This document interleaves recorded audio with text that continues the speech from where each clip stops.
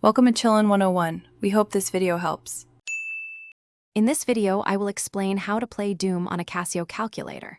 While it might sound like science fiction, dedicated enthusiasts have made it a reality.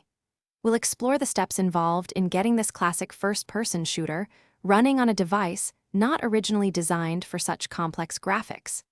Get ready to transform your humble calculator into a portable gaming machine, albeit with some unique limitations and a lot of ingenuity. To begin, you'll need a few key items. First, a compatible Casio graphing calculator, like the FX9860G series, is crucial. These models possess the necessary processing power and memory. Next, a USB data cable, typically a mini-B type, will connect your calculator to your computer. Finally, ensure your computer has the official Casio FA124 software installed for seamless file transfers. These tools form the foundation of our project. With your hardware ready, the next step is installing the Doom port. You'll need to find and download the specialized Doom game files, often available from community forums dedicated to calculator programming.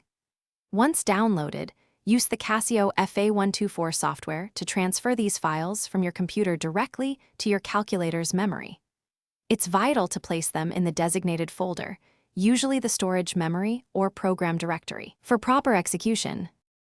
Once the files are transferred, you can finally launch Doom. Navigate through your calculator's main menu to the Program or Add-in section and select the Doom application. Be prepared for a retro experience. The game typically runs at a modest 5 to 10 frames per second, with simplified graphics. Controls are usually mapped to the calculator's numeric and directional keys, providing a surprisingly playable, albeit challenging, way to enjoy this classic shooter on a tiny screen. Thanks for watching. Consider subscribing if we helped you.